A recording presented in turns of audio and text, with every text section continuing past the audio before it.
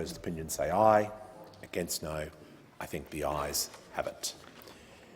Questions without notice. Are there any questions? I give the call to the Leader of the Opposition. Thank you very much, Mr Speaker. My question is to the Prime Minister. I refer to Labor's economic plan and budget strategy available on the Labor Party's website. Page 7 of that document outlined a 5-point economic plan. The first point is, and I quote, to cut power bills by $275 a year by 2025. With the budget confirming this promise has been broken, will the Prime Minister admit that his economic plan is in ruins? Members on my right, the Prime Minister will be heard in silence. And I give the call to the Prime Minister. I thank the Leader of the Opposition for his question, which goes to energy prices and goes to what was said before the election. The Leader of the Opposition has asked his question, and I just said that the Prime Minister will be heard in silence. I want to be clear today. Questions will be heard in silence out of respect for the office of the person asking them, but also answers will be heard in silence. And I'll give the call to the Prime Minister. Thanks very much, Mr Speaker. And indeed, before the election, there were a range of things said.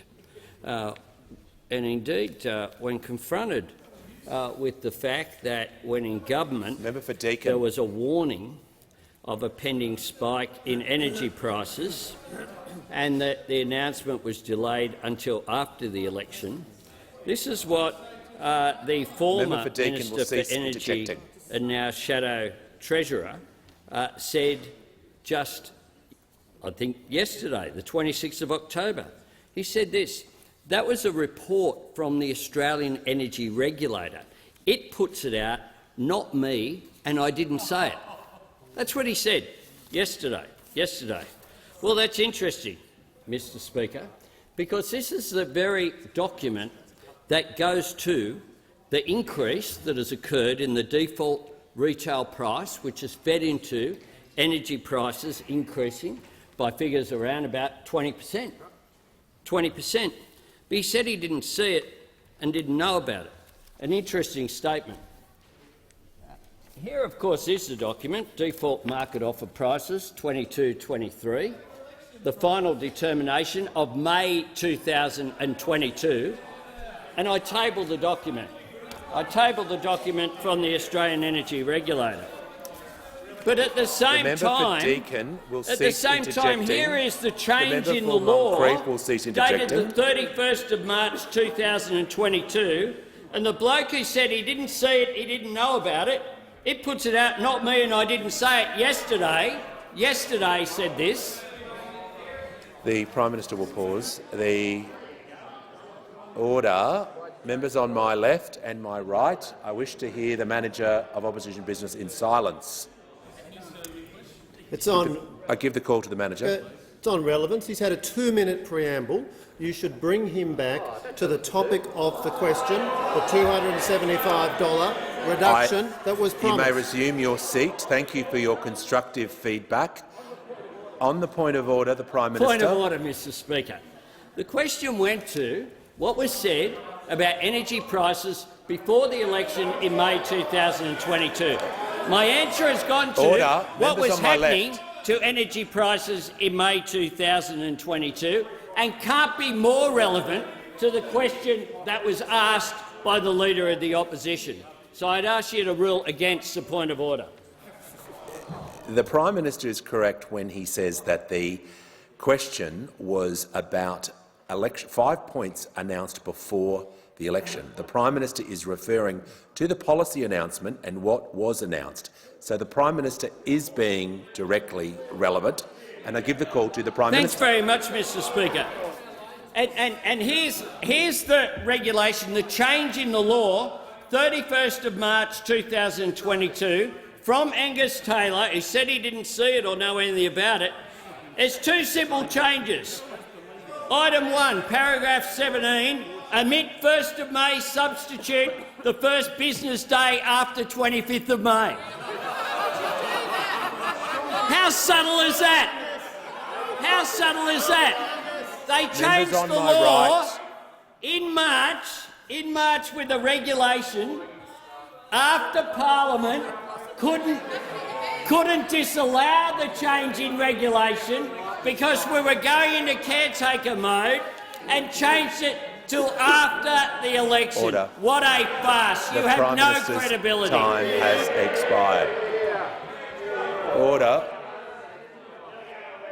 The member for Petrie, when the House comes to order,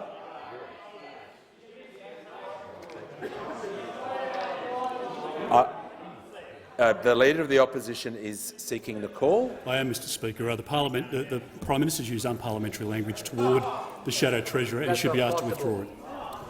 That's not possible. Well, I didn't hear. If the Prime Minister has said something, I didn't hear what he said. I heard someone say an unparliamentary remark on my left just minutes ago. Does the Prime Minister wish to withdraw? Mr Speaker, that's one of the nicest things I've said about the Shadow Treasurer. If I can just remind all— Order. The member for Barker, it's been a long week. The member for Barker can cease interjecting. When the House comes to order, I'll hear from the member for Robertson. Thank you, Mr Speaker. And my question is to the Minister for Health. How does the budget deliver on the government's commitment to improve healthcare after nearly a decade of cuts and neglect, and how does it compare to previous budgets? Give the call to the Minister for Health and Ageing.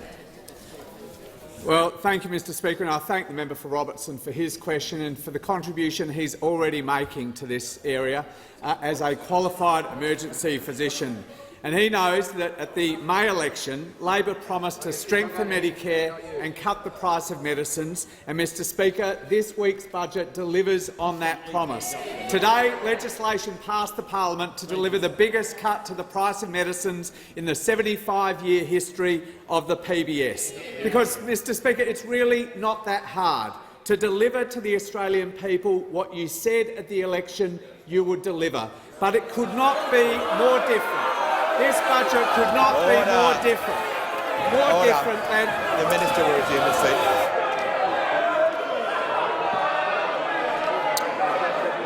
Members on my left, when the House comes to order, when there is silence in the House, question time will continue. There is obviously far too much noise in the chamber. I'm issuing a general warning to all members, and I'll say it again, I wish to hear the questions in silence and the answers. So I call the Minister for Health and Aged Care. Well, thank you, Mr Speaker, because this budget could not possibly be more different than the first budget that the Leader of the Opposition delivered as a Health Minister back in 2014. His first budget, after famously promising there'd be no cuts to health, was the most spectacular betrayal of Australian voters on health policy in Australian history. The most savage, heartless cuts to health care anyone can remember in this country, all cooked up by the Leader of the Opposition. Mr Speaker, our first budget delivers the biggest cut to the price— he walks away. Our first budget delivers the biggest cut to the price of medicines in the history of the PBS. His first budget tried to raise the price of every script for every patient by as much as $5 for general patients. He tried to cut Commonwealth funding to public hospitals by $50 billion. Just jaw-dropping, $50 billion. He was so proud of it, he arranged for a special glossy brochure to be printed to boast about it to the Australian people. And famously, or infamously, he tried to slug every single Australian patient $7 for every single visit to a GP. Pensioners, concession card holders.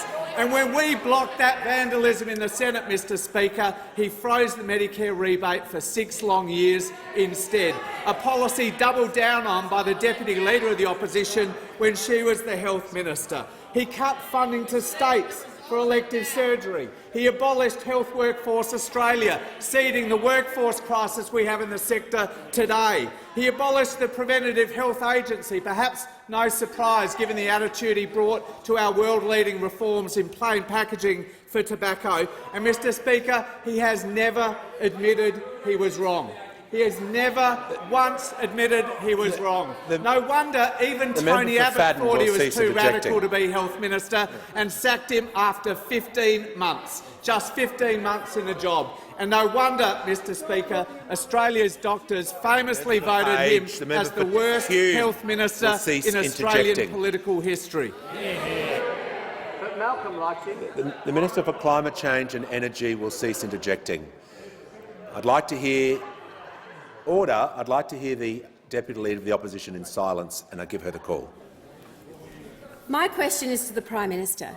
Yesterday, the Treasurer finally confirmed that the Labor Party misled the Australian people 97 times before the last election on their promise to reduce power bills by $275 when he admitted it wasn't in the budget after saying it was. Member for Moreton.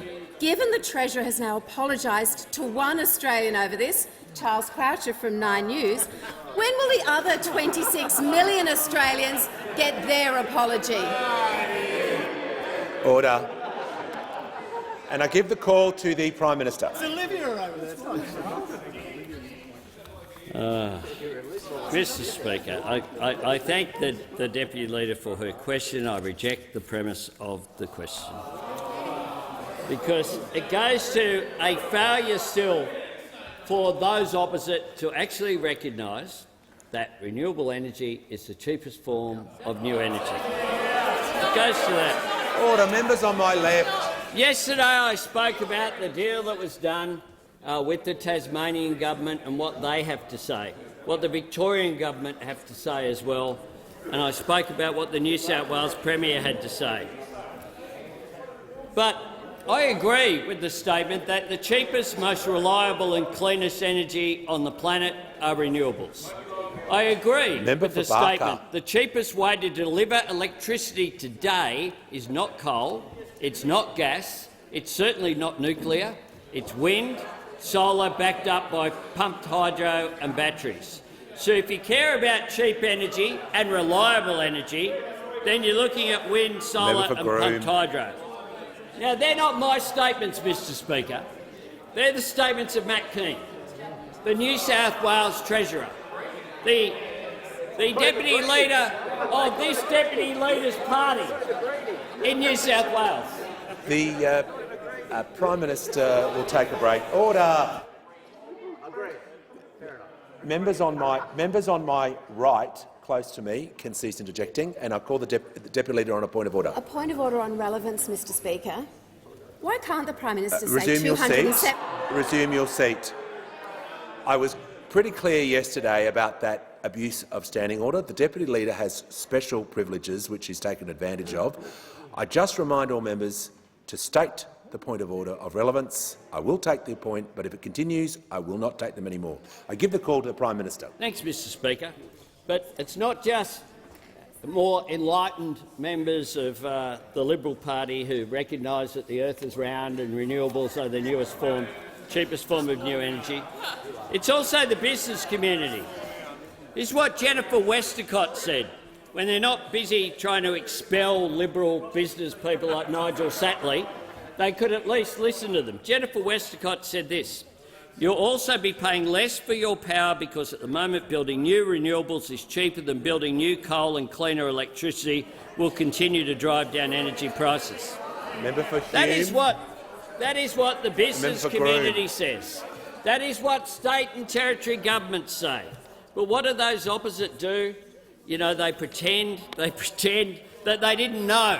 They pretend the former Energy Minister didn't know about regulations that he was delivering to hide a determination by the Australian Energy Regulator until it just happened to be to replace the 1st of May with the 25th of May. Because what happened in between the 1st of May and 25th of May? What happened? What was it? What was it? What was it that happened on the 21st of May? they wanted to avoid the Australian people before they voted knowing about the hike in energy prices that was occurring on their watch because of their failure to invest in energy. The Prime Minister's time has expired. Order. The House will come to order. The member for Hume will cease interjecting. Give the call to the member for Werriwa. Thank you, Mr Speaker. My question is to the Treasurer. Why is responsible budget management important in uncertain times? How is this relevant to consideration of government appropriations which are pending in the House? I give the call to the Treasurer. Yeah, thanks very much, Mr Speaker, and thanks to the member for Werriwa for her question. Inflation is the defining challenge in our economy, and it was the defining influence on the budget that we handed down this week. And the backdrop for that budget was obviously the slowing global economy, a war in Europe, and structural spending pressures on the budget as well. And that's why the three parts of our budget strategy were so important and so right for the times that we confront together. First of all, cost of living relief that was provided in a way that was responsible, not reckless, because it didn't add extra pressure on inflation. Secondly, investing in the drivers of growth and resilience in our economy and beginning to repair some of our broken supply chains. And then thirdly, starting the hard work of repairing the budget so that we can rebuild our buffers against some of the global uncertainty that we confront. Now, the spending restraint and budget responsibility that we saw in Tuesday night's budget would have been absolutely unrecognisable to those opposite. And let me give you two examples of that, Mr Speaker. In our budget on Tuesday night, we had $22 billion worth of savings. $22 billion worth of savings. Not a bad start. The budget in March, delivered from this dispatch box by my predecessor, had precisely $0 in savings on the spending side of the budget. $22 billion on Tuesday, $0 in March. And then on Tuesday night, we banked 99% of the temporary revenue surge that we got from higher commodity prices. In the budget in March, they banked 40%, so 99% versus 40%. Now, no wonder, Mr Speaker, they don't have enough to show for their $1 trillion in debt. And we're told today that the Leader of the Opposition, in his speech tonight about the appropriations, wants to talk about the government's economic record. And this is his opportunity. He takes very seriously his responsibility as the Leader of the leftovers, Mr Speaker. And in doing so, he has a rolled gold opportunity tonight to fess up for the coalition record on the economy. And let's consider it for a moment. Their record on the economy is skill shortages holding the economy back. It's stagnant wages for a decade. It's weak productivity and business investment. It's an aged care crisis. It's $1 trillion in debt with nowhere near enough to show for it. And it's this energy policy chaos which is making us more vulnerable to global energy shocks. Mr Speaker, what we're seeing in our energy markets right now, the blame for that rests squarely with Vladimir Putin. Order. But the blame for making us more vulnerable to it rests with the member for Hume. Order. When the House comes to order, members for Barker and O'Connor are on a warning. And I give the call to the member for Brisbane. Thank you, Speaker. My question is to the Minister for Industry, Science and Resources. Why does the budget contain more than $40 billion in fossil fuel subsidies, including $30 million to frack for gas in the Beetaloo Basin and almost $2 billion to fund a gas export terminal in Darwin Harbour when we are in the middle of a climate emergency? I give the call to the Minister for Industry and Science. Thank you very much, Speaker, and thank you to the member for the question. A lot of that is not directed necessarily in my own portfolio and relates to other areas, but we're happy to take it on notice and we'll get back to you with some response. Give the call to order. Give the call to the member for Boothby. Thank you, Mr Speaker. My question is to the Prime Minister. How is the government's budget delivering for women? Give the call to the Prime Minister. Thanks very much, Mr Speaker, and I thank the member for Boothby for her question and for her advocacy. The member for Boothby, of course, stood up for the rights of women, particularly in the roles that she played at St Vincent de Paul and other areas as well, looking after disadvantaged people in her electorate. And this is a budget that puts equality for women at its centre. Cheaper childcare and early childhood education. $4.6 billion over 4 years. Good for families, good for children, but importantly, economic reform that's good for the economy. Reform that will boost productivity, boost women's workforce participation, boost their retirement incomes and, of course, act as an incentive to boost population as well. We have the biggest expansion to paid parental leave since it was introduced back in 2011, of course, by a Labor government, designed to encourage parents to share caring responsibilities more equally. Record funding for women's safety, $1.7 billion over 6 years. This includes investing in an additional 500 frontline community workers, ensuring that the returns of the $10 billion Housing Australia Future Fund can help deliver 4,000 new homes to put a roof over the heads of women and children fleeing violence and older women who are at risk of homelessness. $100 million for crisis and transitional housing options for women and children fleeing violence. Fully implementing the Respect at Work report, including implementing working women's centres in every single state and territory.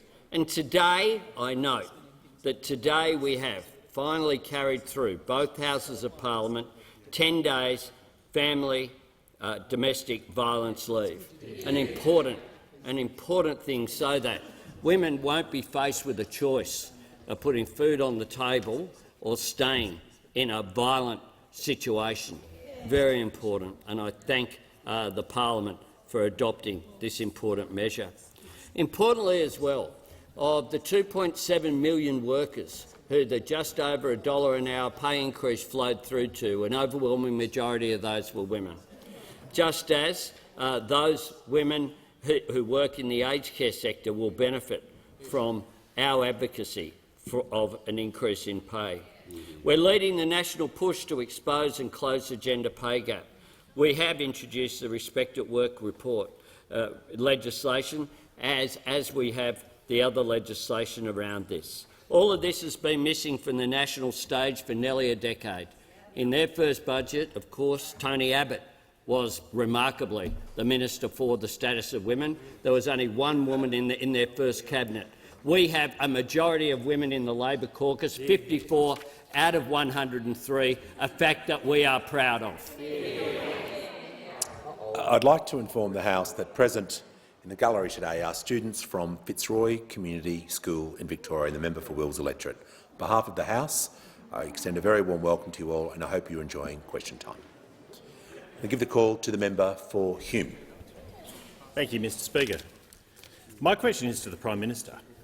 The budget confirms that a typical family will be $2,000 worse off by Christmas, with inflation, interest rates and unemployment all forecast to go up. Given this increasing pressure on the cost of living, what specific action is the government taking to fast-track new natural gas projects, and when can Australians expect to see relief? I give the call to the Prime Minister. Mr Speaker. I thank the Shadow Treasurer for his question. Of course, they had a Shadow Treasurer even when they had a Treasurer over here. But we have one Treasurer, and he's done a fantastic job. He's done a fantastic job. And the budget has been well received by people who are economically literate. This is what Jennifer Westacott of the Business Council had to say. Amid global economic turmoil, this budget steadies the ship and sets the groundwork for reform to drive economic growth in the May budget. This is a cautious and careful budget that avoids making our inflation problem worse. This is a crucial first step to restoring our budget position and building our national resilience. We welcome investments to boost productivity and participation through skills, education, childcare and expanding paid parental leave. We strongly support the government's comprehensive skills package and migration announcement. It went on and on. But the ACCI said this. Andrew McKellar said this. Tonight's budget is a responsible one. This budget covers the essential elements of economic management and tackling growing cost pressures. As the budget warns, we cannot afford to be complacent against the global headwinds of severe inflationary pressures, climbing interest rates and soaring energy prices. Through the Powering Australia plan and funding for new energy infrastructure, the budget provides significant investment to underpin the transition to a net zero future that supports new opportunity for industry. So we have big business supporting the budget. We have medium-sized business supporting the budget. But what did Cosboa have to say? This is what Cosboa had to say. Small business. Small business. Those apparently the affiliates of the Australian Labor Party in small business had this to say. This budget delivers benefits for small business owners and sole traders in 4 key areas, namely improved internet connectivity, small business mental health support, cost of living improvements to childcare support, and vet and skills planning. Interjecting. This is what the master builders had to say. Again, apparently an affiliate of the Labor Party. The 2022 Housing Accord is a welcome signal to the building and construction industry who have been crying out for action to address housing affordability barriers and supply constraints. I've got more, Mr Speaker, but I'll wait for the next question for the further endorsements done by people who used to be their allies, who they now ridicule. Time has expired. Give the call to the member for Pearce. Thank you, Mr Speaker. My question is to the Deputy Prime Minister. What is the Albanese Labor government doing to clean up the defence procurement mess left by the previous government? Thank you. We give the call to the Deputy Prime Minister and Minister for Defence. Well, thank you, Mr Speaker, and can I thank the member for Pearce for her very important question. In coming to office, the Albanese Labor government has inherited a defence procurement mess. When those opposite were in power, there were 28 different programs that were running a total of 97 years over time. Hunter-class frigates, 4 years late, $15 billion over budget. The Spartan battlefield aircraft, 4.5 years late, unable to fly into a battlefield. Offshore patrol vessels, a year late. Evolved Cape-class patrol vessels, another year late. And that's before we even start talking about submarines. When it came to defence announcements, those opposite were best in class. Vaudeville, hoopla, we saw Top Gun music. It was always showtime. It was as if they were trying to tap dance our adversaries into submission. Those opposite, their strategy was to have Australia walk onto the battlefield. Their strategy was to have Australia walk onto the battlefield armed with press releases. But when it comes to actually delivering capability, getting the hard power equation right, those opposite were the single worst defence procurement government in our nation's history, and not least because they themselves were a picture of chaos. In 9 years, we had 7 different defence ministers, the last of whom is sitting right there as the leader of the opposition. And all of this at a time when we are facing the most precarious strategic circumstances since the Second World War. Under those opposite, Australia's lost decade could not have come at a more damaging historic moment. Now, under Labor, it's going to be different. We are getting back to the basics, establishing an independent project management office within Defence. I mean, we understand defence projects are large, they are complex, they don't always go right, which is why it's so important that you have objective criteria and metrics before projects are put on the project of interest, project of concern list. And when they are, we're going to make sure that there are monthly reports to ministers so that we can get those projects back on track. In other words, we are going to actively manage defence procurement because we get that the defence budget is going to increase, which is why it's so important that the quality of defence expenditure is excellent, so that we can deliver value for money for taxpayers and much better capabilities which keep Australians safe. I give the call to the Leader of the Nationals. Thank you, Mr Speaker. My question is to the Minister for Climate Change and Energy. How many private properties will be impacted from the construction of the 28,000 kilometres in new poles and wires under government's energy policy? The member for Hume will cease interjecting. The member for Hume is warned. And I give the call when the House comes to order. The Leader of the Nationals was heard in silence. Members on my right, I will hear the minister in silence. I give the call to the Minister for Climate Change and Energy.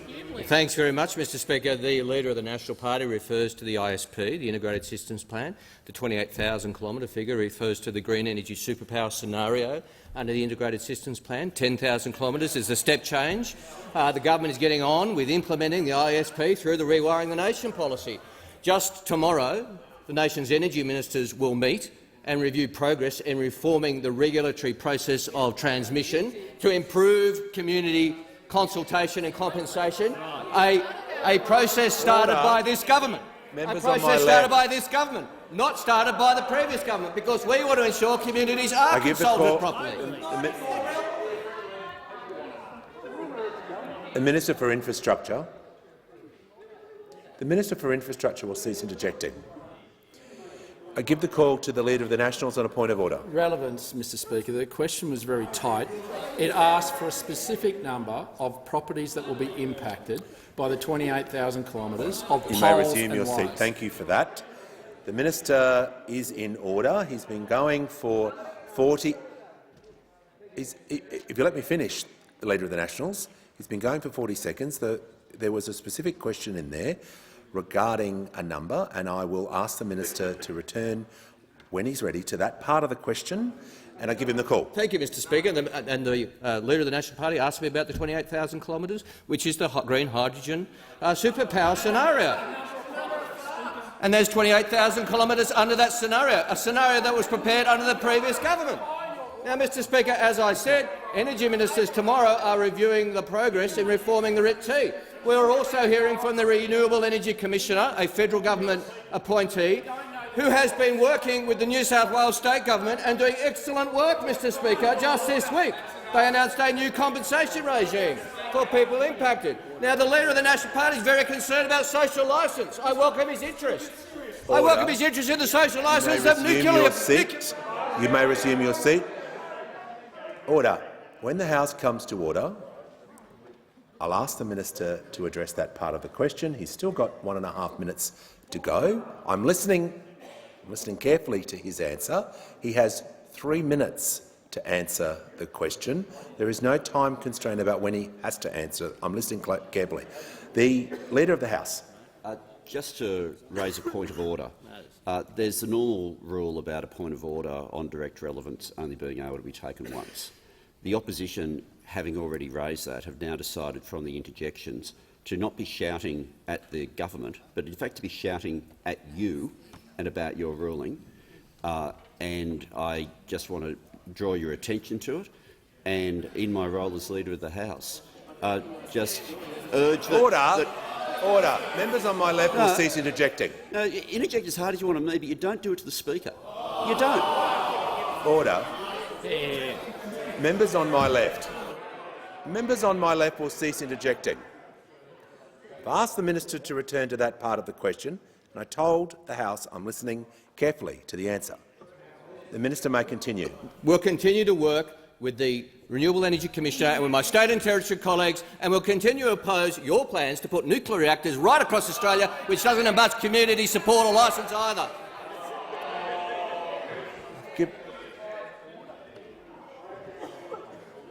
I give the call to the member for Gilmore. My question is to the Minister for Employment and Workplace Relations. What is the Albanese Labor government doing to support workers who need flexible work arrangements, particularly those in low feminised sectors? Give the call to the Minister for Employment and Workplace Relations. Thanks very much, Mr Speaker.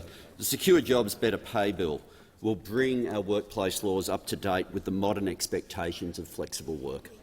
At the moment, under current law, workers have a right to request, and many members, including the member for Gilmore, many members on this side, some on the crossbench as well, have had arguments in favour of trying to find better pathways for flexible work for a long time.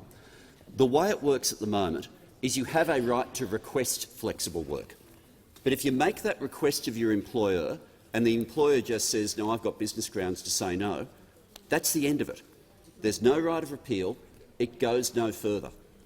The sorts of issues where flexible work hits is when someone's given a roster change and the impact of that roster change means they will now have a 3-year-old who they cannot pick up from childcare. Massive changes in people's lives if all they do is ask, that's the only right they've got, they're told no, and at that moment the only choice that faces Australians in that position is to give up the job. And that's what happens. And inevitably, people then move to more insecure work and lower paid work. Something which has been supported by the recent Senate inquiry that was chaired by Senator Barbara Pocock, something that there's a report that members on both sides of the crossbench have been briefed on, that was an extraordinary amount of work done in the retail and fast food sector by the SDA, and the member for Goldstein, prior to coming here, was very much involved in a lot of that research, went through the impact that the absence of rights on flexible work was having, in particular disproportionately, on women workers in Australia. By introducing a right to arbitration, what it means isn't that every one of these cases will go to arbitration. It means that where these decisions are being made, often in good companies but by a low level of management, not respecting people's family responsibilities, we will end up with sensible outcomes. It should not be the case that particularly people with less secure work, very often part-time workers, are in a situation where the only choice in front of them is to give up the job if they want to keep their caring and family responsibilities. Now, this is within the Secure Jobs Better Pay Bill. This is within the bill that those opposite committed to vote against before it had been introduced to the parliament. This is the bill designed to get wages moving. If you support flexible workplaces, we need to change these laws so that people faced with these situations don't have to choose between those they love and keeping their job. Give the call to the Leader of the Nationals. My question is again to the Minister for Climate Change and Energy. How many private properties will be impacted from the construction of the 28,000 kilometres in new poles and wires under the government's energy policy? Order. I give the call to the Minister for Climate Change and Energy. Again, this is the new culture war from the Leader of the National Party, and I wish him well on it. If this is the hill he chooses to die on, Mr. Speaker, that's the matter for him. The member for Hume because will cease interjecting. He's referring to the green hydrogen superpower option under the ISP, which was released while they were in office, which was released while they were the government, Mr. Speaker. It's actually a document which had bipartisan support, Mr. Speaker. But what he refers to the government's 28,000 kilometres of transmission lines. In fact, we are seeking to implement the ISP step change model. So he's talking about something completely fraudulent, Mr. Speaker. And also, we are getting on with the job of better consultation, because what really matters is route selection. Route selection, there are options for where the routes go. They can go on public land. They can, after appropriate community consultation and appropriate compensation, go with private land. So, I guess, could a nuclear power plant, Mr. Speaker, which the Leader of the National Party seems so addicted to? Has the minister concluded his answer? Yes. No. The minister's concluded his answer. Order. Members on my left and my right, when the House comes to When the House comes to order, I will hear from the member for Moreton. Thank you, Speaker. My question is to the Minister for Housing and Homelessness. Minister, what has been the response to the Albanese Labor government's National Housing Accord and its reforms to address housing affordability in Australia? Give the call to the Minister for Small Business, the Minister for Housing, the Minister for Homelessness. Thank you, Mr Speaker, and I want to thank the member for Moreton for this very important question. And I know the member for Moreton has previously been on the board of the Kyabra Community Organisation that supports people into housing. So I know that he, like many people on this side of the House and others in the chamber, is deeply committed to making housing more affordable in Australia. And indeed, that's why in the budget on Tuesday night we committed to addressing the cost of living pressures by making housing more affordable. After nearly a decade of more inaction and neglect from those opposite, we are implementing a suite of reforms to ensure that more Australians have a safe and affordable place to call home. Indeed, as Kate Colvin, who's spokesperson for Everybody's Home, said, and I quote, "After almost a decade of the coalition shirking federal responsibility on desperately needed investment in affordable rentals, the new federal government is showing national leadership." Mr Speaker, our reforms will help address the cost of living pressures people are experiencing and are both responsible and right for the times. Indeed, the National Housing Accord has been agreed by each tier of government, by the sector, by investors and by industry, as well as community housing providers. It is a national commitment, Mr Speaker, to work together to address the systematic problems in the housing market, and it will be guided by the National Supply and Affordability Council.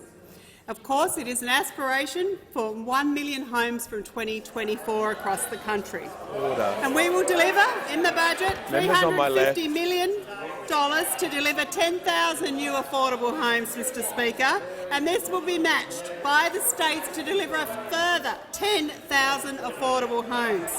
It commits Members on each my tier left of will government cease to interjecting. boost the supply of new affordable housing by streamlining land use and planning controls and other barriers to building new affordable homes. It will also help deliver private investment, including from superannuation funds, to boost new and affordable housing. As the New South Wales Minister Roberts said, and I quote, "The Accord will help address Australia's housing supply challenges and enable the delivery of more social and affordable housing."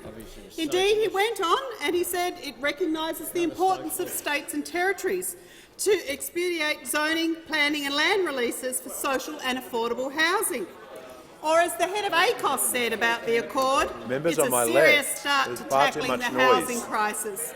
And then, of course, we had Graham Wolfe from the Housing HIA. He said, and I quote, "Australia's first budget shows leadership to tackle Australia's housing supply and affordability challenges for all Australia.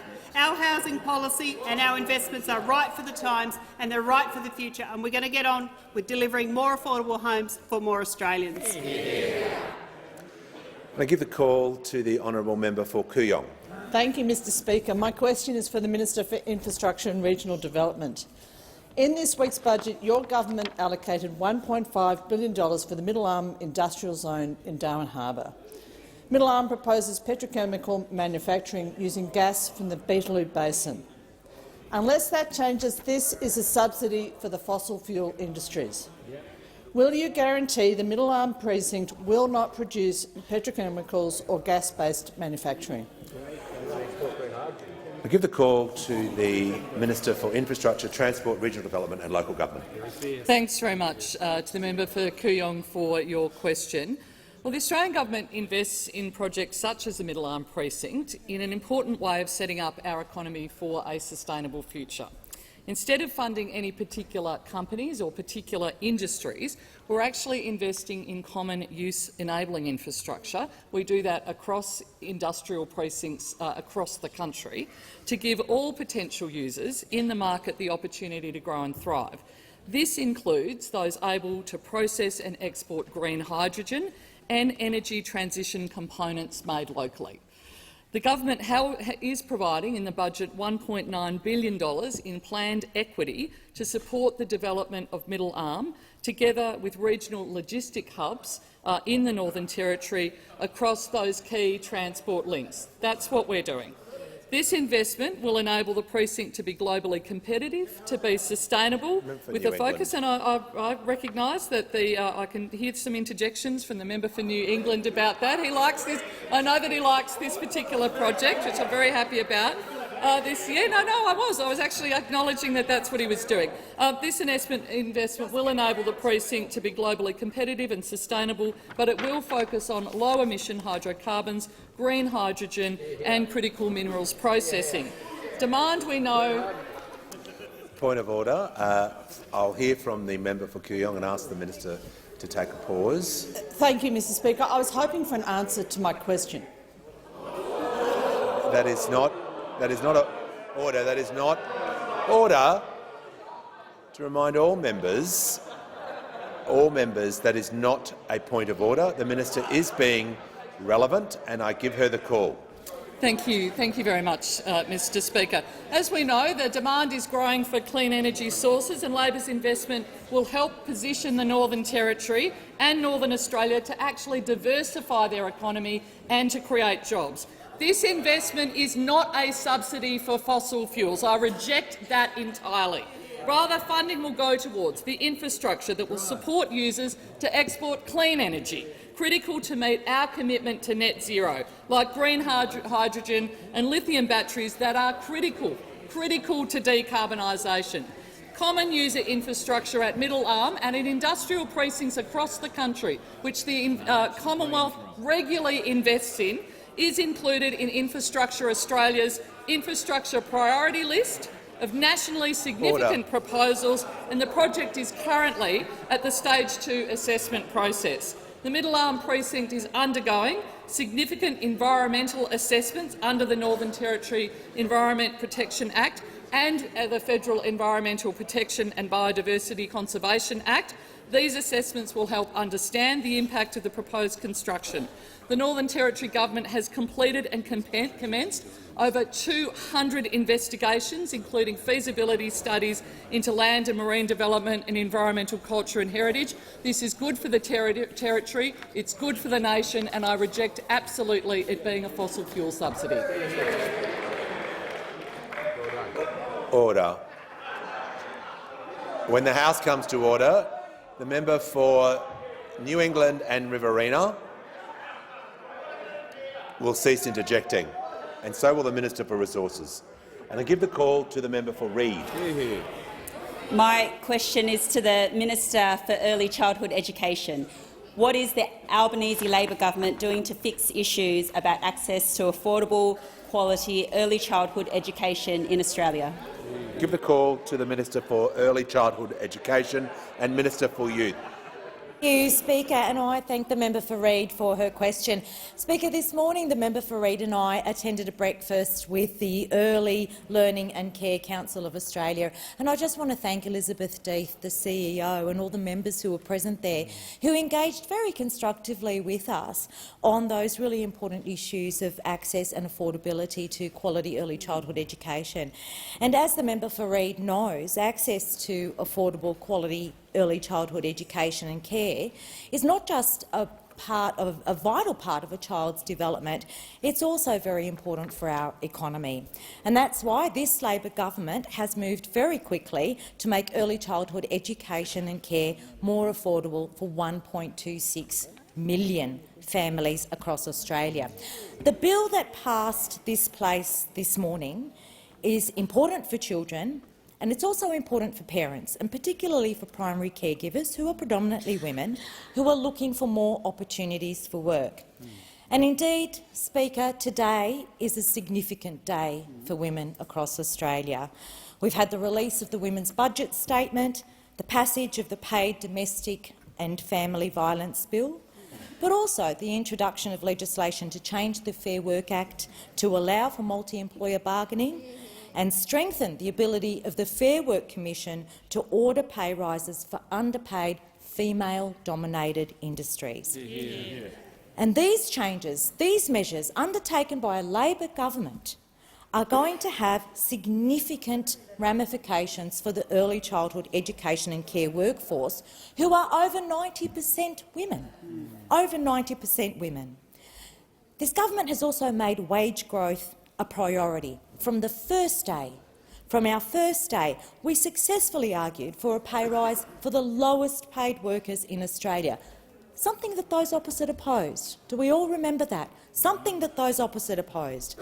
And all of these reforms, every single one of them, presents positive changes for the early childhood education and care sector, carrying on a Labor legacy of understanding the needs of this sector, acknowledging the importance of early childhood education. And in acknowledging that importance, National Cabinet have also tasked early childhood education and care ministers with identifying and progressing priorities right across the sector, with a particular focus on workforce strategies. And while we can't fix in a number of months what those opposite destroyed over a decade, make no mistake, an Albanese Labor government is working hard to clean up the mess that they left. Give a call to the member for Lindsay. Thank you, Mr Speaker. My question is to the Prime Minister. In the lead-up to the 2022 election and since, the government has repeatedly cited modelling forecasting that wholesale and residential electricity prices would decrease by 18%. But the government's budget tells us that Australians can expect increases in electricity, gas prices of 50% and 40% respectively. Will the Prime Minister now admit that the modelling Labor stood by was flawed, and so too are the government's energy policies that relied on that modelling? Give a call to the Prime Minister. I thank the member for Lindsay for her question. Indeed, we did release modelling done by Reputex in 2021. After that occurred, of course, there was not modelling but a factual change that occurred in May 2022 from the Australian Energy Regulator that pointed to a 20% increase in costs of electricity, and that flowed through to wholesale prices.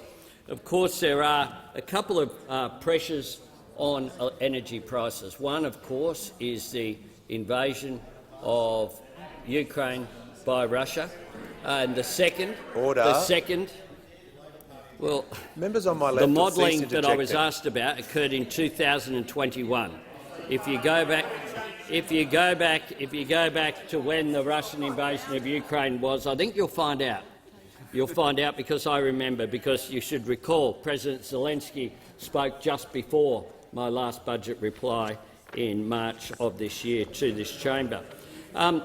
The second pressure, of course, is the failure to invest, the fact that 4 gigs went out and 1 gig of energy went in, and that led to a massive failure to invest. 3 years ago, before the 2019 election, though, of course, there was a promise of $1 billion towards new generation, $1 billion. That would have added to 3,800 megawatts of new generation. So that would have meant instead of 4 out, 1 in, that would have been 4.8 out and in and 4 in. So Order. it would have made members on my left. It would have made a difference. But what we saw was all of the commitments: Alinta Energy in East Gippsland, Alinta in Reeves Plains, Quimbrook Infrastructure Partners in Grattan, APA Group in Dandenong, Australian Industrial Energy in Port Kembla, Sunset Power Proprietary Limited and Delta Electricity Proprietary Limited, Rise Renewables in Baroota, UPC Renewables in Armidale, BE Power Solutions in Cresbrook, Hydro Tasmania Battery of the Nation. Will pause. The Manager of Opposition Business on a point of order. Well, again, it's on relevance, Mr Speaker. It was a very tightly worded question about the Labor Party's modelling. He's gone to the Coalition's policies an election ago, and if he can't answer the question, he should simply say so and sit down. You may resume your seat. The Prime Minister was asked the member for Hume. All right, I'll call the Prime Minister. Thanks, Mr Speaker. 3 years later, it's what we inherited. 3 years later, not a single dollar of that was delivered. Not a dollar. Not only was there not any megawatts. They aimed for 3,800. They delivered zero. Zero. A big duck egg.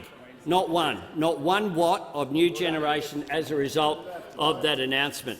And of course that's before we go to the farcical situation of the Collinsville promise that was never delivered either. Has expired. Order. Members on my left, when the House comes to order, the Manager of Opposition Business will cease interjecting while I'm talking. The Manager of Opposition Business will cease interjecting. Give the call to the member for Parramatta. My question is to the Minister for Social Services. What is the Albanese Labor government's budget doing to support modern families? How will paid parental leave policy benefit Australian families after nearly a decade of policy stagnation? I give the call to the order. I give the call to the Minister for Social Services. Well, thank you very much, Speaker. And I would like to thank the member for Parramatta for that question. And I am very pleased to inform the member for Parramatta that the Albanese Labor government is delivering the biggest expansion to paid parental leave since Labor introduced it in 2011. And isn't this a stark contrast to what those opposite did with their time in government? They had no appetite to modernise the scheme to reflect how families were changing and what support they needed when bringing a new baby into the world. Instead, paid parental leave sat untouched, neglected by this coalition government. Of course, I need to be fair to those opposite, because there was one big reform that they brought into the parliament, not once, but twice, and it was called the Fairer Paid Parental Leave Bill. Now, that sounds very good. That sounds like a good reform. Of course, the objective of that bill was to deny mothers to be able to take their government-paid parental leave and their employer-paid parental leave. Of course, we all remember how those mothers were characterised by those opposite. On Mother's Day, no less, it was announced by those opposite that these mothers were double dippers, they were rorters, they were fraudsters. This was an appalling way to characterise the women of Australia who were just trying to cobble together leave so that they could maximise their time with newborn babies. So it is and it is quite interesting. I was looking up the Hansard. You'd think that those opposite would have got the message when they couldn't get support from this parliament to pass it. There was an election, and then they brought it back in. They brought it back to the parliament. But I am very pleased that the parliament saw good sense and rejected that change. In stark contrast, the Albanese Labor government is extending paid parental leave by an extra 6 weeks. We're making it more flexible so, of course, parents can use the time with shared care and enable parents to best work out how to sort their arrangements. We're improving the income test to have both an individual or a couple income test, and importantly, single mothers will be able to take the full amount of time. This is what real reform looks like. 180,000 new parents will benefit each year from our reforms, and we're doing it in a responsible way. This reform is long overdue. This reform is so important to Australian families. Families have been calling for it, and far from calling those mothers and dads double dippers, fraudsters and rorters, we will support Australian families every day of the week. Give the call. Order. I give the call to the member for Goldstein. To the Prime Minister. Will the government call together manufacturers, consumers, gas producers and electricity companies to manage the energy cost crisis? Business owners in Goldstein and elsewhere are already saying they may have to close due to energy costs, and that's before Treasury's forecast increase of 40% to 50%. Prime Minister, will the government intervene to bring gas prices back to a sustainable level for domestic consumers, small and large businesses, before businesses begin to collapse? Give the call to the Prime Minister. I thank the member. Order. Members on my left, the Deputy Leader of the Opposition, can cease interjecting. If a member has been heard in silence on either side of the chamber, we need to show respect for the person answering the question as well. And I'll ask the clock to be reset and give the call to the Prime Minister. I thank the member for her question and for working constructively with the government on these issues. There's no doubt at all that many households and businesses are already doing it tough when it comes to energy prices. Russia's willingness to weaponise energy, which is what they have done, has sent coal, oil and gas prices through the roof globally. They've caused the most significant shock to global energy markets since the 1970s. In Australia, the energy market shock has been compounded by the Coalition's lost decade of denial and delay and dysfunction on energy policy. The 4 gigawatts of dispatchable power that left the system, with only 1 gigawatt coming in. But we're focused on making energy clean, secure and affordable. And in the budget on Tuesday night, by the Treasurer, who did such a good job, he can't even get a question from those opposite, that we are investing $25 billion to power Australia on cleaner, cheaper energy and reduce emissions. Now, as well as these investments— Members on my right and left. As well as these investments, we are taking action to secure supply and reliability of electricity and gas. We've asked the ACCC to examine the code of conduct between gas suppliers and gas customers. It's voluntary today, and we've asked them to advise the government on making it mandatory, ensuring reasonable pricing and improving transparency of prices. The budget also has a targeted $67 million package to give the ACCC, the Australian Energy Regulator and Australian Energy Market Operator more powers to monitor gas supply. We're reforming the gas trigger. The Leader of the Opposition will cease interjecting. The way the former government set it up, you could only consider it once a year. We're moving the ADGSM to quarterly consideration, and just last month, a heads of agreement with East Coast LNG exporters to deliver 157 petajoules to the domestic market next year, enough to cover the ACCC's forecast shortfall of 56, nearly 3 times over.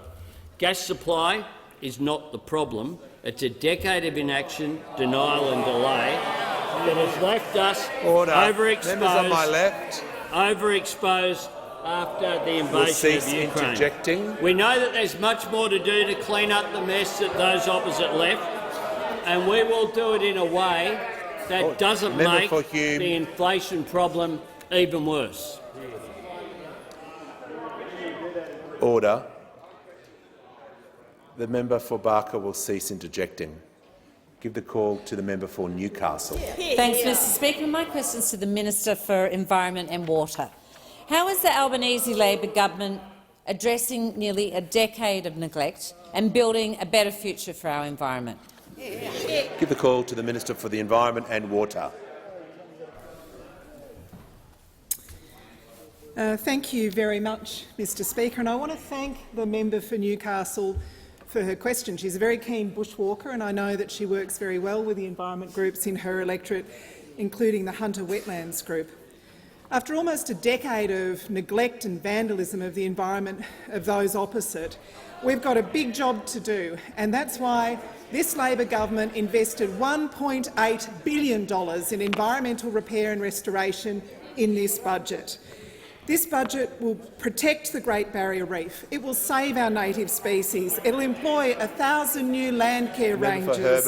It will support new Indigenous protected areas and new extra Indigenous rangers. It will fund the Environmental Defenders Office for the first time in 9 years and clean up our urban rivers and waterways.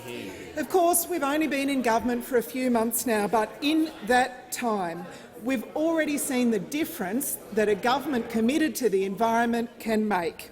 We've legislated a more ambitious emissions reduction target with a clear path to net zero. We are rewriting our environmental laws to better protect the environment but also give business faster, clearer decision-making. We're establishing a new Environmental Protection Agency, a tough cup on the beat. We're determined to prevent new extinctions. We're protecting our most precious environments by expanding the amount of land and ocean under protection to 30% by 2030. We've signed the Leaders' Pledge for Nature.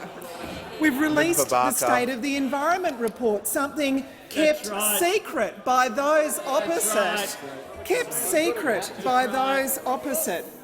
We're establishing a new nature repair market to reward farmers and other landholders for their work in restoring and protecting nature. We're working with the states and territories to improve our waste management and build a more circular economy, including getting rid of problem plastics. Australians care very deeply about our environment, about the plants and animals and places that make us unique, and we are determined to protect and restore and manage our natural environment, because under the Albanese Labor government, the environment is back. Now, I just noticed, by the way, a lot of interjections about dams. Why are you too gutless to ask me a question if you want to know the answers?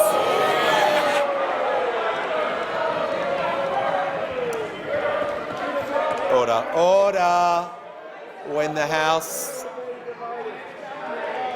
comes to order, I give the call to the member for Longman. The member for Groom will cease interjecting and is on a warning.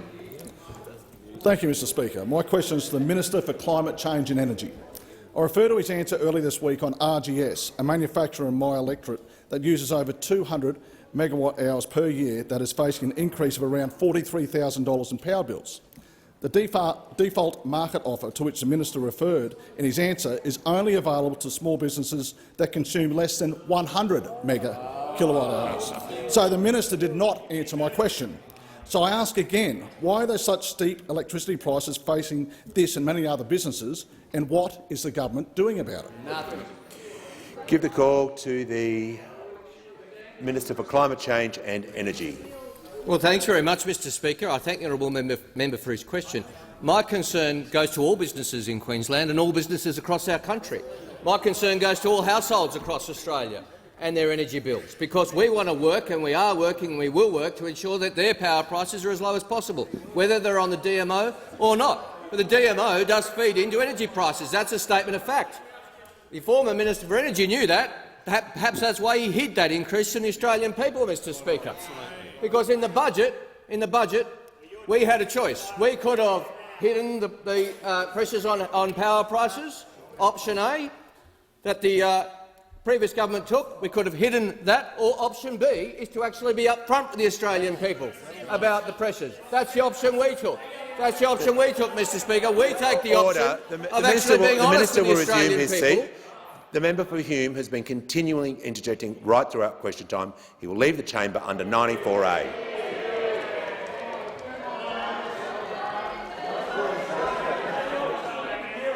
Order. There is far too much noise in the chamber. There is a general warning. I will take action if this level of noise continues. Give the call to the Minister for Climate Change and Energy. It's a sad outcome that the member for Hume has left us, Mr Speaker, but we are concerned and we are upfront. In relation to Queensland small businesses, small and large and medium, we should care about them all. And the increase in small business prices that the member for Hume hid from the Australian people was 12.8%, $705. I make no apologies for pointing that out to the House and the Australian people. Has the minister concluded his answer? Has the minister concluded his answer? No. I give the call to the Manager of Opposition Business. This repeated claim of hiding, the standing orders are orders, Mr Speaker, are very clear. All imputations of improper motives to a member shall be considered highly disorderly. That's clearly what this minister is repeatedly doing. Order. And you may resume your seats. I remind the minister of the standing order, and I ask him to return to the question. Certainly, Mr Speaker. Thank you, Mr Speaker. But the fact is the fact. The previous minister hid the facts from the Australian people. He should be ashamed of himself. The minister has. The member for Page. I give the call to the member for McEwen. Thank you, Mr Speaker. My question is to the Minister for Aged Care. How will the aged care reforms in the budget restore dignity for older people accessing aged care services?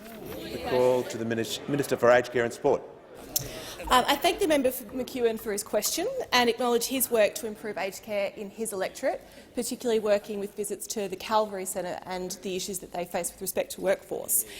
Mr Speaker, after 9 years of neglect, finally this nation has a budget that respects the work of older Australians and puts them first. It is a proud week for all of us on this side of the chamber that Labor has delivered a budget that puts $3.9 billion into aged care funding.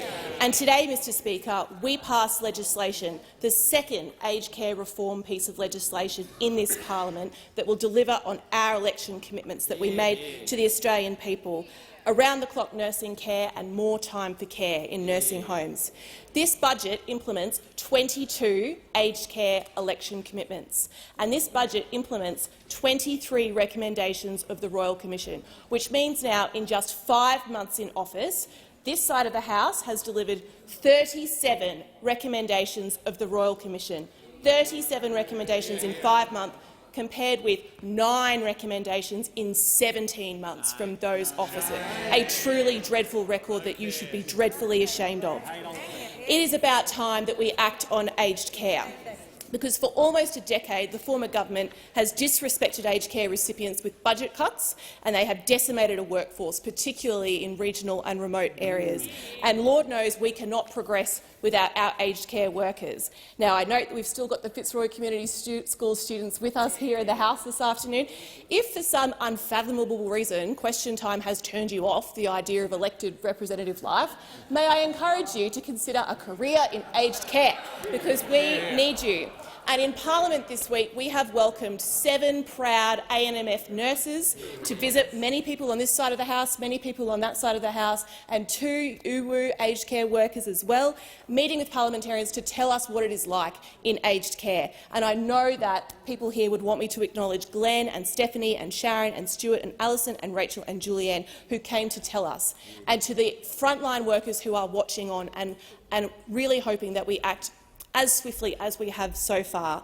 We want to say thank you for all those shifts that you did in PPE, and thank you for all those times that you came in on your day off because there was no one else to do it. And thank you for all those times that you stopped and held a hand and checked in and cared, even though you had 67 other things that you needed to be doing. We see you and we thank you and we recognise you, and today we made laws in this place that values your work, and so did this budget, and we will continue to do that for many budgets to come.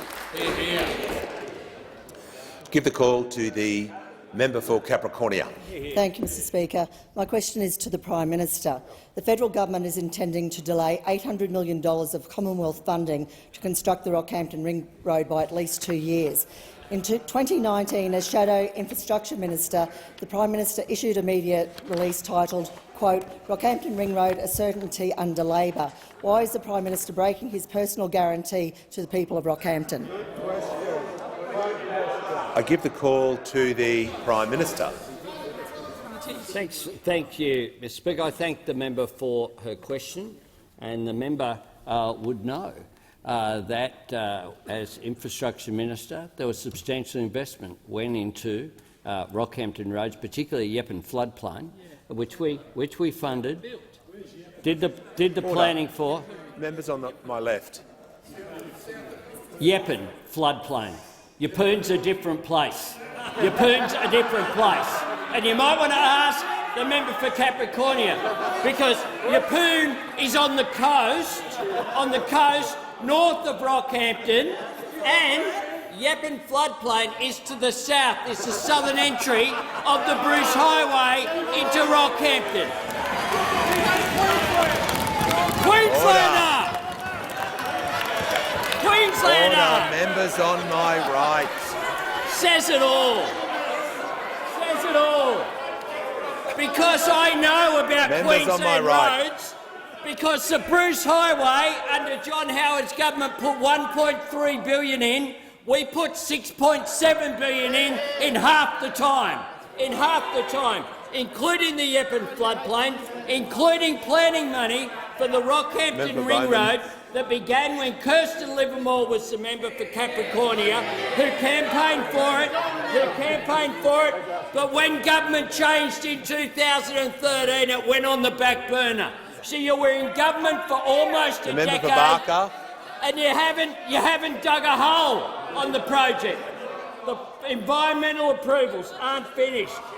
The funding was underfunded for the project, so that when we looked at the detail of the project, it doesn't have enough money allocated to it under you.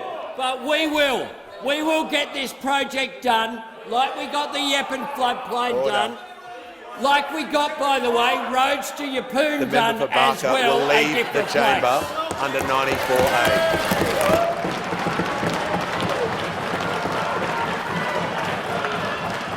Order.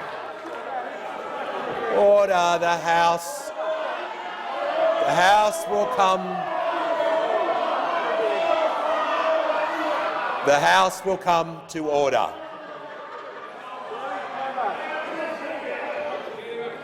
The House will come to order.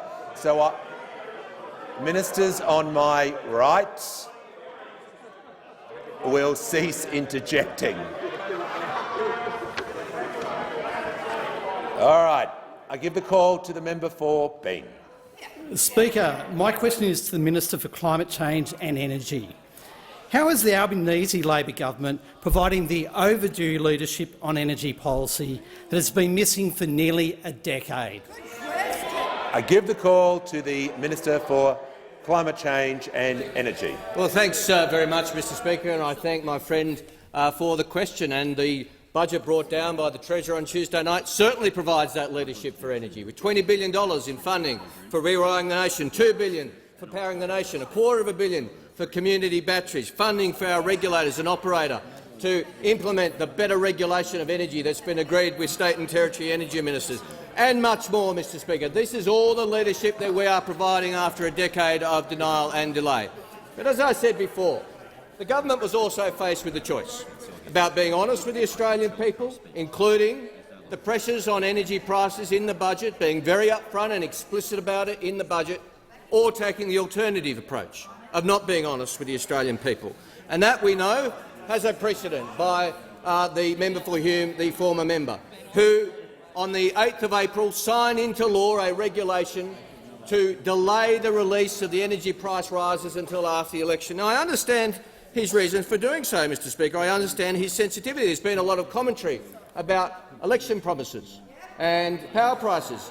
And in the 2019 election, which was won by the coalition, the member for Hume promised a 25% reduction in the average wholesale energy price. That was their promise in 2019. Turned out, and the Deputy Leader of the Opposition says prices went down. Wholesale prices went up 240%, Mr Speaker.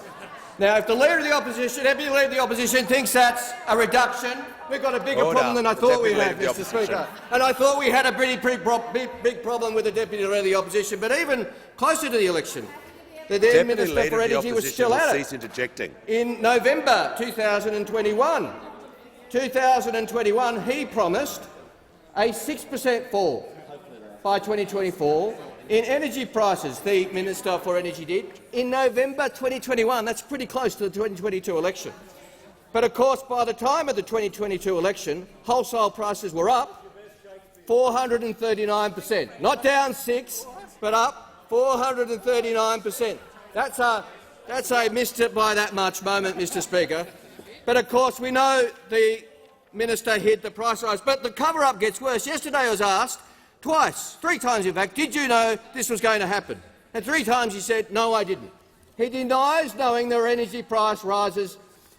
The then minister, the member for Hume, wants the House to believe and the Australian people to believe he signed a law change to hide a power price rise he didn't know about. He wants us to believe he didn't know that there was a price rise, so he went to all the trouble of asking his department to prepare the paperwork, sending it to the Governor-General, and he didn't know what he was doing. Did he do it with his eyes shut? Did the member for Cook do it instead? We'll add it to the dossier of dodgy documents that the member for Hume is so famous for, Mr Speaker. I hope he's not working on the Leader of the Opposition speech for tonight while he's being punted. And I give the call to the member for Fairfax.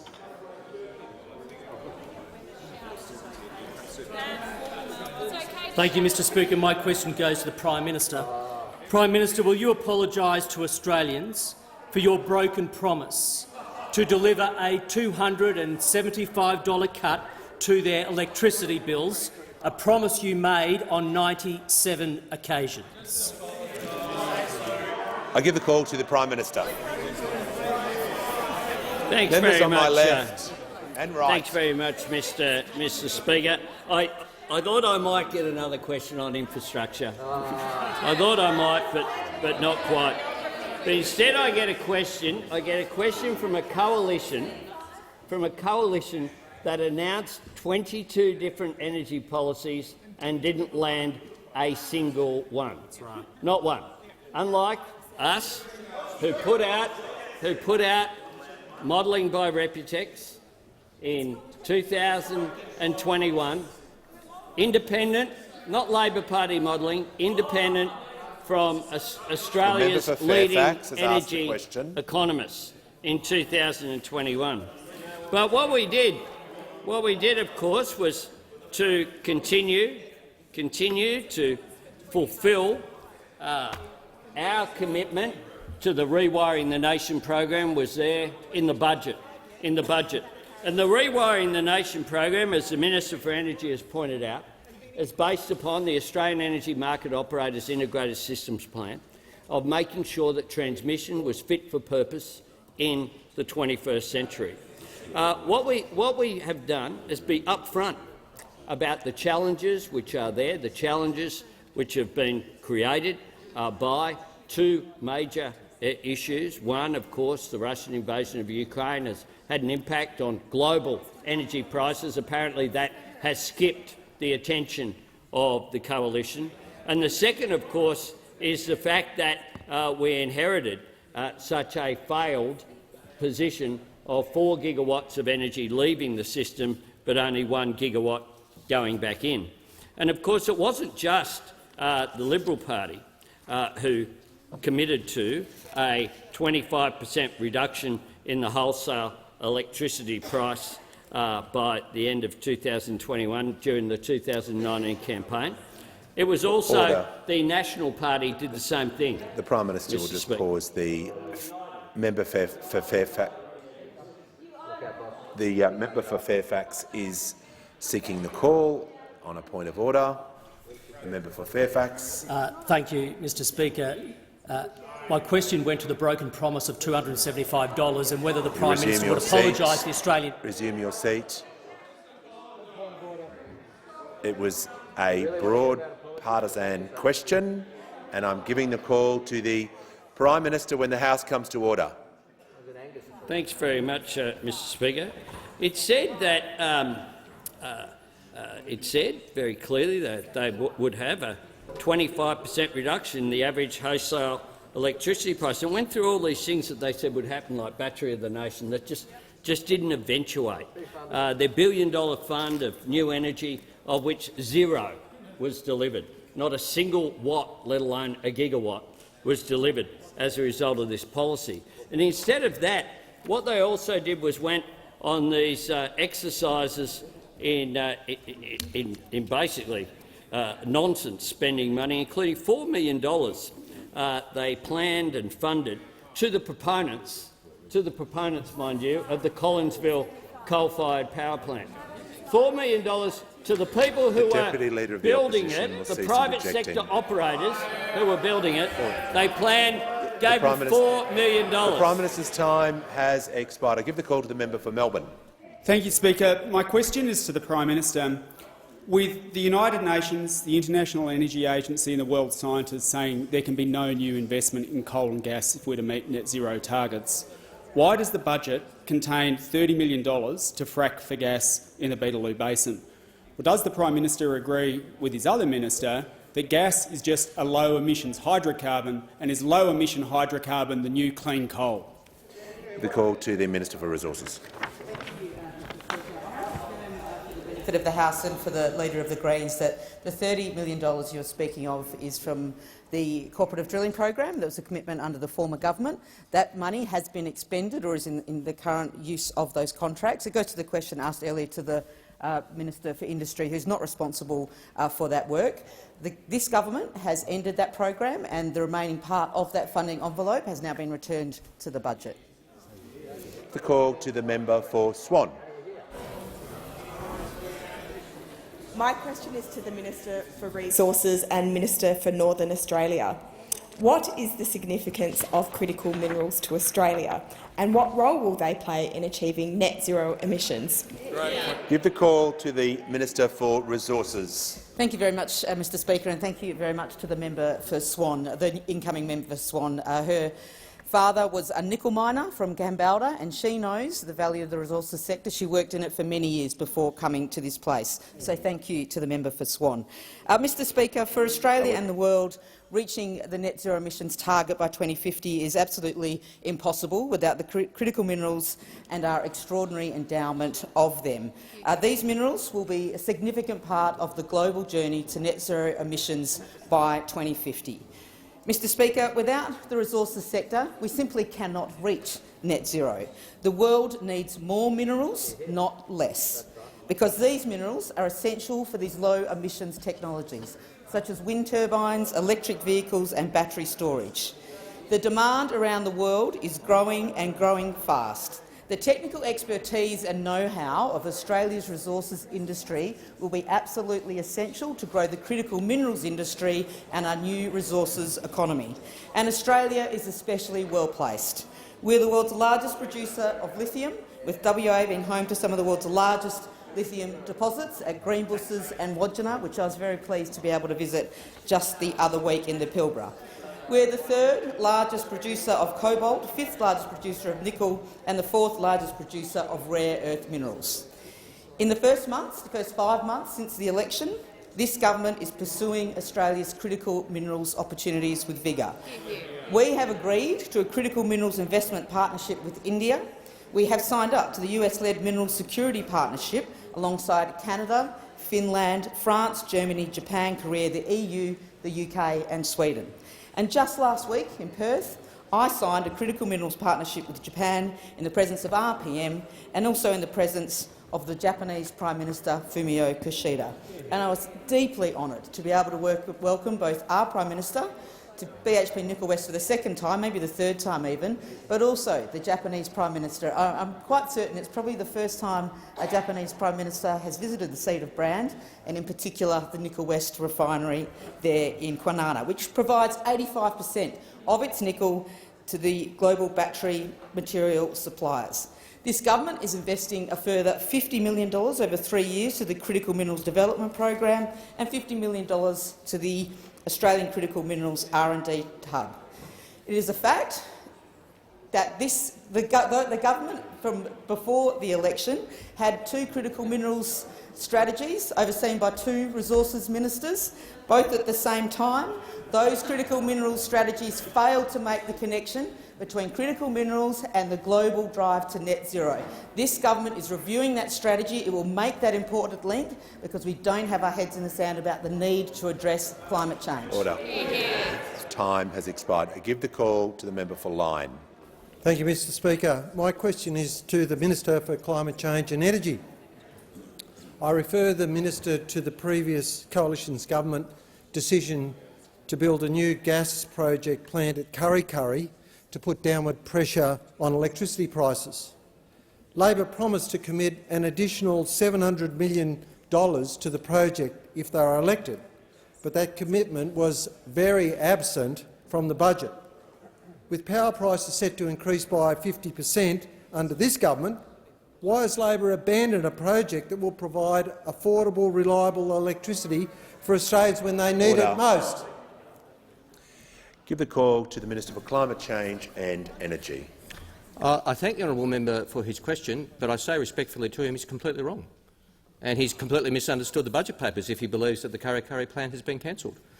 It is, unlike Snowy 2.0, currently on track and will be delivered. And it is a non-budget matter. So I think the honourable member's just completely got the wrong end of the stick. We give the call to the member for Adelaide. Speaker, my question is to the Minister for Skills and Training. Today, the Parliament passed the Jobs and Skills Australian legislation. How will Jobs and Skills Australia help tackle the skills shortage crisis the government inherited? Give the call to the Minister for Skills. I'd like to thank the member for Adelaide for his question. Yes, he's absolutely right. Today the Parliament passed Jobs and Skills Australia legislation. And that is, of course, a commitment, an election promise by this Prime Minister and by this government to deliver a body that can provide the right sort of advice to ensure that we have the skills that we need in this country.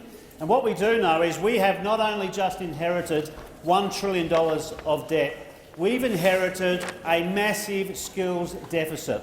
It doesn't matter where you look across the economy and labour market, Speaker. Whatever sector of the economy, we have problems in terms of supply of skills. The National Skills Commission last report said that we have doubled the occupations on the shortage list from 150, almost doubled, 153 to 286 in 12 months. And that's why it's absolutely critical that we move very fast on this matter. I'd like to thank the members and senators who worked with me on this legislation across the parliament. And we really need to move very quickly, as I say, and we need to deploy every avenue we have to find the skills that our economy needs.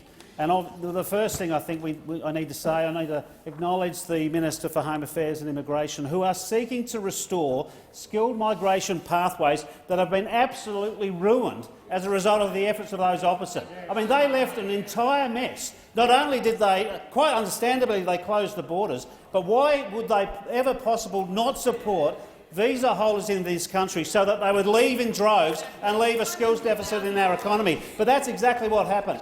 The other thing we need to make sure we do, Speaker, is invest in skills in this country by providing the skills in areas of shortage. That's why we've announced 180,000 TAFE and VET fee-free places for next year, provided in areas of acute shortage. But there's another area too, Mr Speaker, that we need to consider. And when you have a tight labour market, that is a very significant challenge, but it is an opportunity for us to do something that's really critical. And that is for those people, Speaker, that have been locked out of the labour market for too long.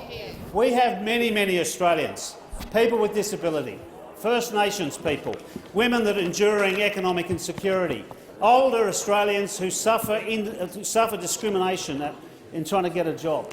And they have an opportunity, probably an opportunity of a lifetime, because of the tight labour market. And this government is going to make sure that we provide the support, working with business, to make sure they get chances in this labour market. That will be our pledge. We will be providing the sort of support that's needed to provide people with disabilities, First Nations people, an opportunity. I'm actually visiting Tennant Creek tomorrow. I'll be in Darwin with the Chief Minister, and not long after that, to work on these issues in the Territory. I'll be doing the same in every state and territory so that we get this right. The call to the Prime Minister. Thank you, Mr Speaker. I ask that further questions be placed on the notice paper.